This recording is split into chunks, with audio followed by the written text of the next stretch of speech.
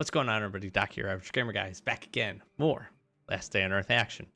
Bringing you a quick video here today to talk about the Sun and Moon event and go over some tips that I think have been really helping us. And if you just haven't been able to jump too much into the event, give you a little bit of a leg up in terms of what we got. So we've had it for a couple of days now.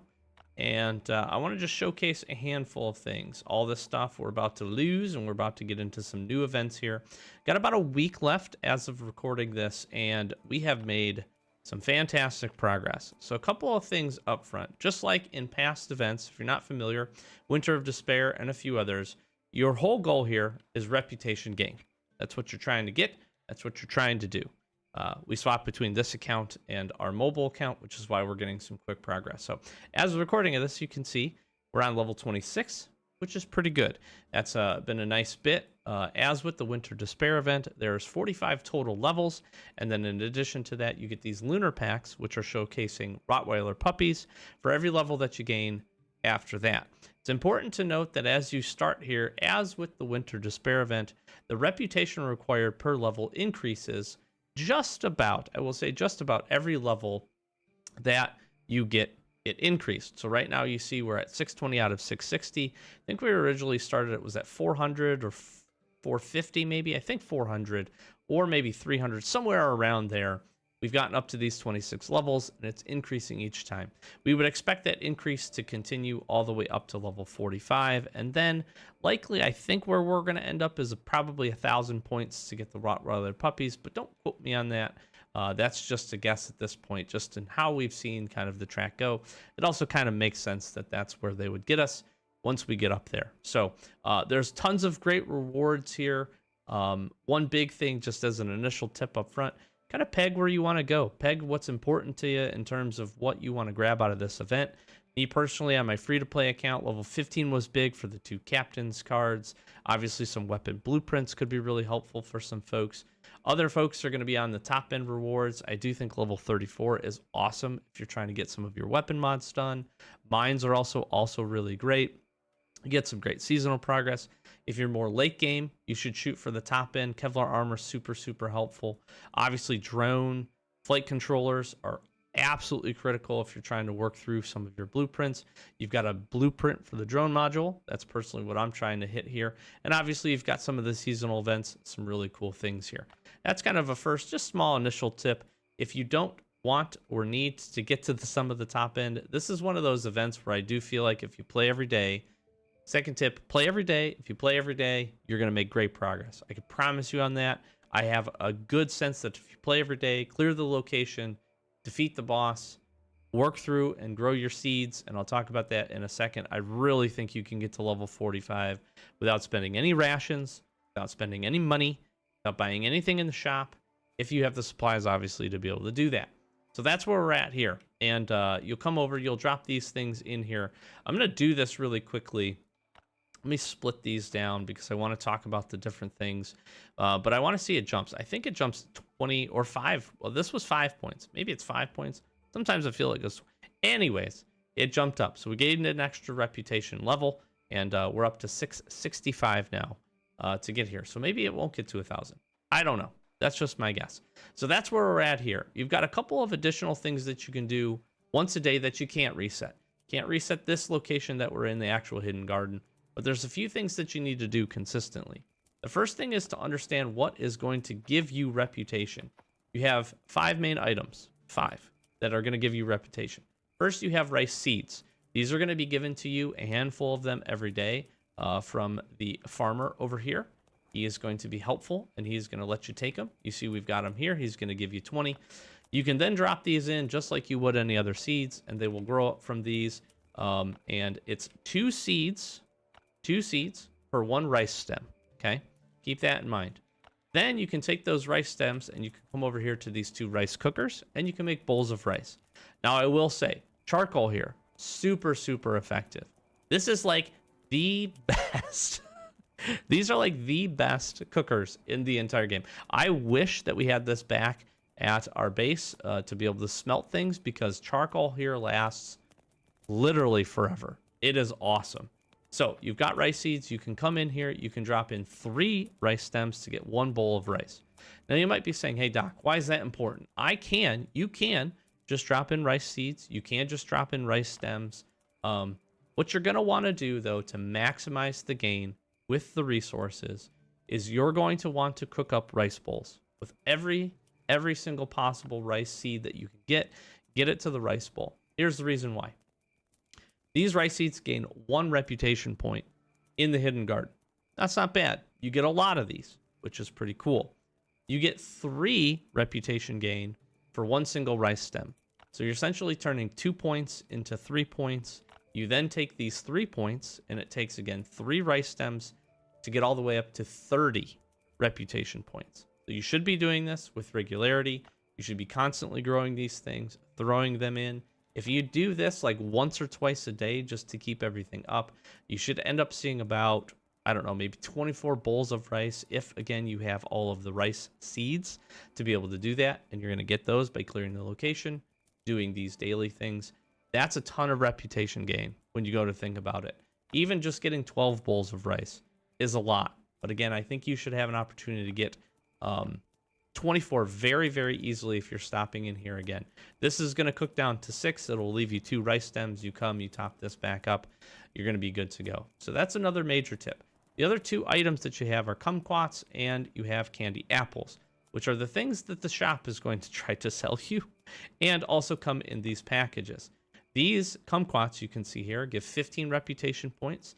You're going to get these from killing the enemies at the other location and from picking them up from the bushes, which is an important tip, as well as, so that's the only way you're going to get these. And then candy apples are going to drop from the moon portion, specifically of the other location, as well as from fighting the boss, Nian.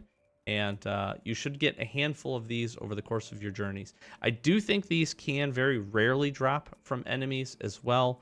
And from the location, you can pick up 1 to, I've seen 2, maybe 3 at once in a single crate. So do keep that in mind, but you're getting 100 points for these. So out of all of that, you're going to have a really good opportunity to get, again, a ton of reputation points. And I don't think you need to do much else. The other thing that I strongly recommend that you should do every single day is fight Mulan. Absolutely. What you are going to get from this is one of these Eastern Warrior packs, which gives you 40 seeds. So you can get 40 of these rice seeds every day. Essentially 60 for free with, well, you have to do the challenge. Do the 2 challenges, you're going to get 60 free rice seeds, which is awesome. You also have an opportunity to get some additional reputation points and to get this cool set of armor and these 2 weapons, which are going to help you against the second phase of enemies at the moon location. So I'll talk about what I think you should do with these here in a second, but you should absolutely fight Mulan every day. Take down her challenge if you can. Now, how can you go about doing this? Melee weapons. Melee weapons work really good. Your level of armor and the heals that you need will depend essentially on what you're wearing and what weapons you're using. Now, I personally like to use fully modded machetes. My machetes are quite good. We've got the gut hook blade and the hunter handle. We're doing a lot of damage here. We have the tendon rip, which isn't super helpful in this event, but is really good. And I typically will come here with our tactical military armor. If you run this tactical military armor and you have a similar weapon producing, damage producing weapon like we here have with the machete at 36, you should only take a handful of first aid kits to get through this. Now you have lesser armor or weapons that don't quite do as much damage.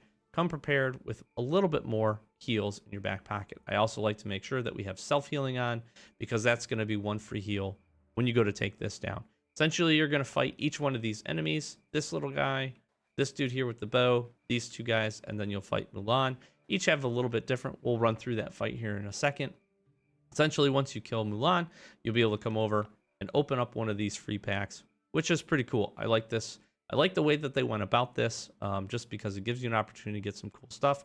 And again, you can grab these weapons. So jumping in here, that's what I would do. I'm also pretty well prepped up for what I would bring to clear both locations. I don't have a reset here available, so we'll probably pipe in some other footage of us working through this event from a previous day. But essentially, you have the secondary location which you're going to go and you're going to be able to clear. You can reset this twice a day, as well as use your rations to auto clear. My other tip up front, don't use your rations to auto clear it. Unless you have tons of them or you don't plan to do anything else with them, that's not what I would recommend. But this location, you have the abode. You get the sun version first, which is just basic enemies. You're going to be able to go in, kill some enemies, get some rice seeds, get some kumquats. You might find some bowls of rice, likely not, but you will get some rice stems. You can go clear that. Then you'll run back to our location here, the hidden garden. You're going to be able to jump in here. You're going to be able to change it to moon, which is where we're at right now, which then gives you a challenge for lighting some fireworks. You have to kill some enemies that have a essentially a damage modifier, some protection on them, which is going to reduce the overall damage that you do with your regular melee weapons, but it's still doable. And then you can fight the boss here. And again, your main goal is to pick up all 5 of these seasonal event items that give you reputation. So again, I can't show you this. We'll pipe in some different information or overlay us here chatting with this as we jump through here. But that's essentially how this is going to go. Again, you can auto these for 10 rations a piece. I do not recommend that. The rewards that you get out of this are not good enough, I think, in my personal opinion. If you want to spend rations at all, I think it's 15 total rations to go ahead and to reset those locations. You can fight the sun and the moon location on one individual reset. Reset it again, it will reset the sun. You can go do both, and then you can do it again. You can do it essentially clearing it 3 times per day. I don't personally think you need to do that. Again, I think you're going to make enough by just doing this event every single day. If you miss a day or maybe a couple of days, then hitting some ration resets makes a ton of sense for you to jump into. So, but this is how I would typically go geared up. An extra set of armor, because you're going to take some hits working through this on melee. I would take a good melee weapon that allows you to go do a lot of sneak damage. This is especially helpful if you're going to go and you're going to attack and try to use normal weapons for the moon portion. You can do a ton of damage here with this guy, and then just have good melee weapons and plenty of heals to go in and take down. I also personally have been using the drone with our boomstick to help us take down the boss. This has been really, really helpful to help just kind of move through that. Now let's talk about the specialty weapons. Okay, these weapons essentially are going to ignore the damage modifier and do the damage that you see here on the screen. So 35 for the sword. You've got the spear thing, whatever this is, that's going to do 50 damage. I recommend strongly only using these weapons to fight the boss. Now, as you get closer to the event being done, if you stack up a couple of these and you want to clear the event easier, by all means, do what you feel is right. Go ahead, use those weapons up. You can also use both of these weapons to do sneak attacks and get a ton of really good damage, again, on the moon portion enemies with the damage modifier, centuries old armor. So you could do that as well. That would be a great use of this. But again, since you're probably not going to get a ton, you might be able to get 2 of each of these, unless, of course, you buy packs, which is up to you. I don't recommend that. Just fight Mulan every day. But you should pick up a couple of these and be able to use these to the best advantage you have, be able to take down the boss and take those enemies down. Again, that is how I've been using them. I've only been using these against the boss. Then I've been popping the drone up and getting through that. Now, my understanding is that once you get to level 45 and you clear this, as this stays here, you're going to have one more kind of big boss fight where you have to take down some zombies. You have to take down the boss, I believe, one more time to kind of quote-unquote finish the event. You may want to save up a little bit of your weapon durability for these 2 weapons if you have them. If not, again, same thing's going to apply. Good weapons, have some armor, have some heals. Should be able to take through this. I do not think you need to use guns at all during this event, which makes it a primo event for everybody, in my opinion. I've actually really enjoyed this. The locations are cool. The boss is relatively easy for the most part. I have seen, one thing I do want to comment on, the boss I have seen have either 600 or 1200 health. I don't know what is impacting that. It wasn't reputation level. I tested that. I don't even believe it was resets. I could be wrong on that. Maybe the first time you fight him, he might have 600. If you reset the location, he may have 1200. It may just be a glitch, but do keep that in mind. You're either going to fight the boss with 600 health or with 1200 health, depending on what you run into him at. You can sneak attack critical him every single time, so just be smart about that, and that can do a ton of damage. He does hit pretty hard, so a good set of armor is important. But again, we've been running the military armor, tactical armor here without much of a problem at all. And again, a stack of meds, some extra meds here on the side just in case, has purely been enough. So that's my tips. Hopefully helpful for you. We're going to fight Mulan here because we can, and I'm going to show you what it takes down. If you have your dog, that's also a really good tip to be able to take this down. And then again, just grind it every day. Play your resets, play your locations. Make sure you come to this location as well as the abode to get it all in. And yeah, we'll take it down. And look at our dog here is going to help us pretty significantly. I think this guy is probably the hardest of the two because he hits pretty good. These guys are just annoying. They're going to essentially separately roll away. So again, the faster you can take this guy down, he didn't even do the roll away. Neither of them did the roll away. This guy here, the bow and arrow, this poor guy, he just doesn't stand a chance. The dog has been super, super helpful. I'm going to use our drone too. Why not?